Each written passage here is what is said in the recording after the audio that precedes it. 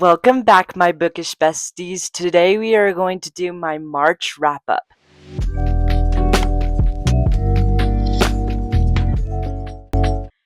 I read a lot of books in March. I mean, a lot for me. So this is a stack of books that I read in March, and plus two more that I do not have physical copies of. Actually, three more, I think. I got them on Kindle and at the library, but these are the ones that I have physical copies of. And we're just gonna go through each book and talk about them and talk about what I rated them and whether I recommend them. And we're just gonna yap about books. So yeah, let's get into the video. Now, because this is my very first monthly book wrap up, I am going to be using these little sticky notes that I have back here just to help me remember everything, but hopefully this will be enjoyable for you guys. So, in the month of March, we were able to complete 7 books. And this is pretty good for me for a month, but the average rating of those books was 4.6 stars, which is a really high rating for reading that many books. I really had a good reading month, and I'm super excited to be able to talk about them with you. Okay, so the genre breakdown that we had in March, I read 2 fantasies, 2 sci-fi, 1 romance, and 2 mystery or slash thrillers. So this was pretty good. This is pretty normal for what I read, I would say. So nothing really too out of the ordinary. Except the sci-fi, I usually would have like read 1 minimum sci-fi, but I ended up reading 2, and one of them was my very favorite. So yeah. Okay, so the first book that I read in the month of March is Spellbreaker by Charlie M. Holmberg, and I gave this a full 5 stars. This is historical fiction, and it's also like a little bit of romance, and it's about this girl named Elsie Camden, and she lives in London, I'm pretty sure, and she there's 2 types of magic in this world. There's the people that make magic, and then there's the people that break magic.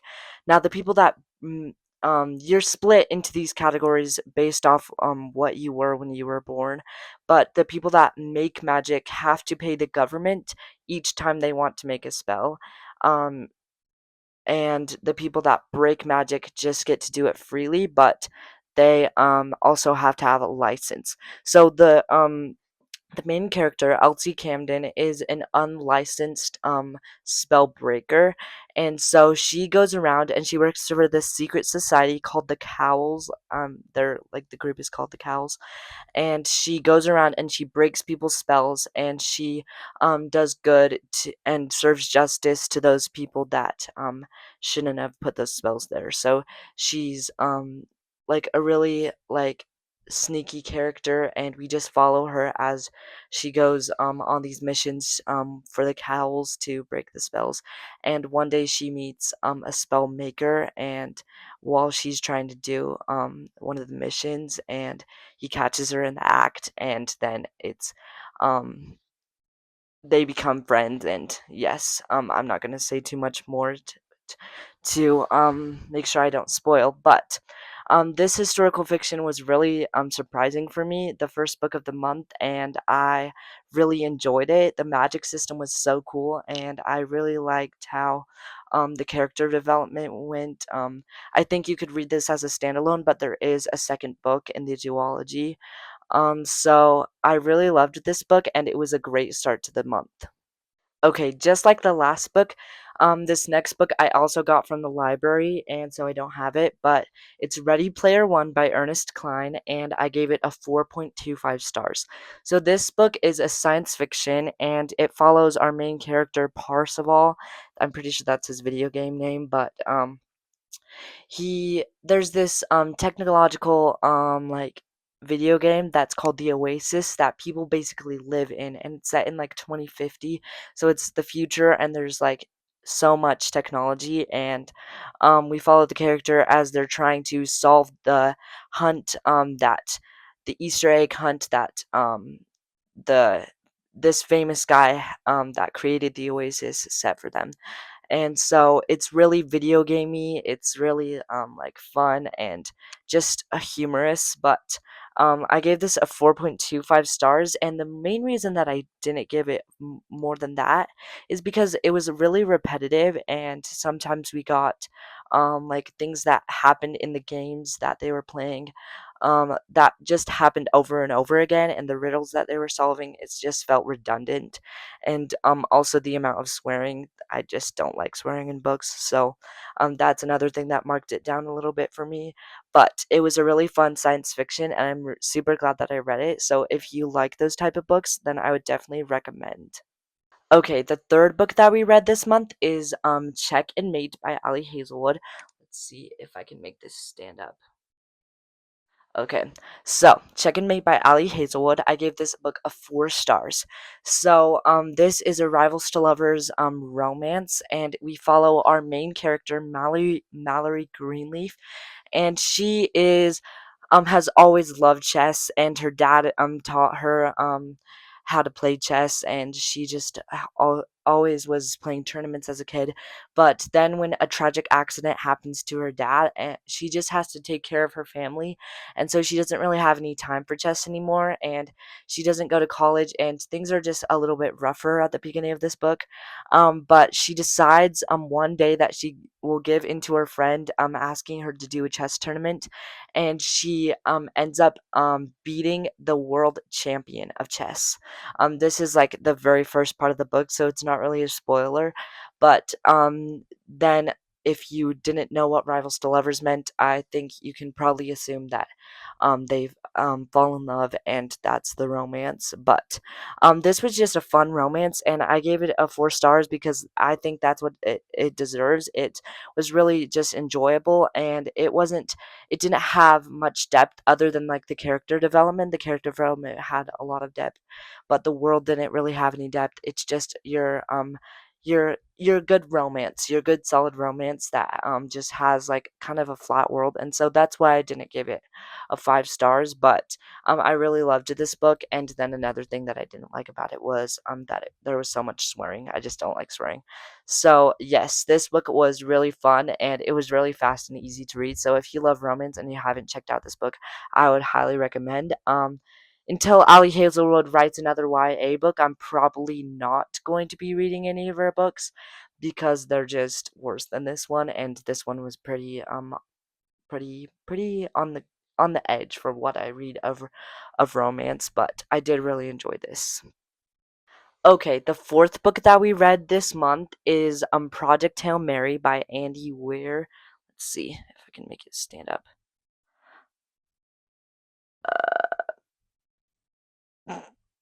Struggling. This paperback is very used, and I love this book so much, so it just shows it. I gave this book a 5 stars on Fable, but I said in the vlog that in my heart it gets 6 stars. This book was seriously amazing, and so many people have been reading this book. I've seen on my Fable, I've just scrolled through, and so many people have been reading this book. And it's well deserved. It's a super good book, and the movie just came out, so I understand the hype. This book follows Ryland Grace, and he wakes up in space, and he doesn't know who he is or where he is. I won't spoil too much, but he's the main mission of this book is to try to save humanity because these little tiny things called astrophage is eating the sun, and so he has to try to save humanity, and he might meet an unlikely friend. Pretty sure most of you have read this book, but uh this book was super good. It's exactly what I wanted in a sci-fi, and it's probably, if not my favorite book, probably one of my very favorite books. This book was just so good, and I'll probably reread it in like a few months, because it was just so good. But the movie did definitely live up to this book, and I loved watching Ryan Gosling play the part. So if you haven't read this or watched the movie, I would recommend that you do both. I say that you read it and then go watch the movie because no matter whether you're an avid reader or you just read sometimes or you like fantasy, um, I think that you would still love this book. It's really objectively a good book. Um, And even though some people might not like science fiction, it really is just a good book for everyone. Okay, so the fifth book that I read in the month of March is The Final Gambit by Jennifer Lynn Barnes. I got this one on my Kindle, so I read it, so I don't have it. But I did give this one a 4.75 stars. The Inheritance Games follows our main character Avery Grams as she is an unlikely person to get the inheritance of a billionaire named Tobias Hawthorne, and we follow her and her adventures with the four Hawthorne brothers, and they just try to survive Avery's 1 year of gaining the inheritance. She has to stay in the Hawthorne house for 1 year until she gains the inheritance. This book is just so enjoyable. This series is so enjoyable, and in the future, as I said, in my spring reading sprint video that's gonna come out soon.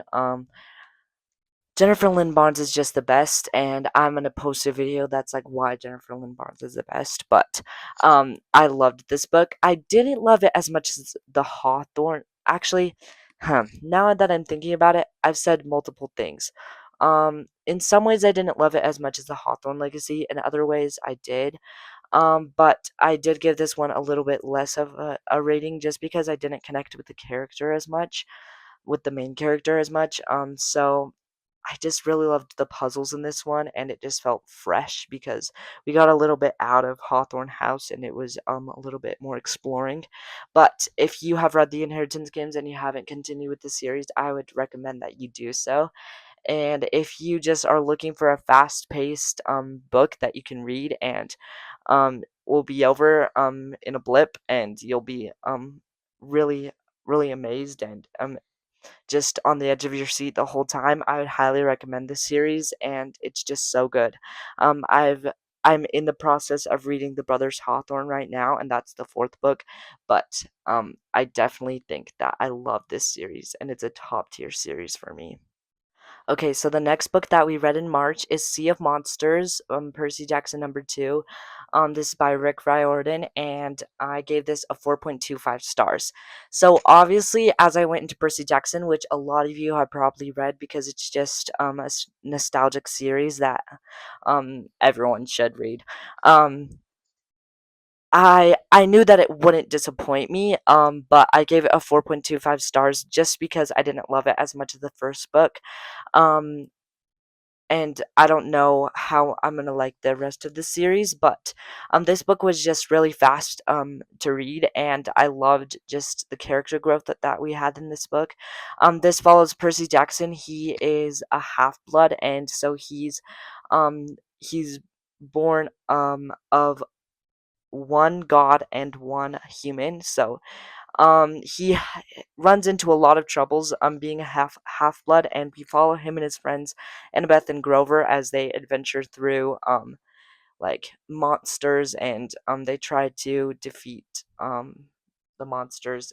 It's just like your regular like fantasy what YA book, but I really liked this book, but yeah, I just didn't love it as much as the first one. I think that the first one was more iconic, I'd say. But I'm gonna continue this series, and hopefully it will just get better from here. I've heard that the fifth book is actually the best one.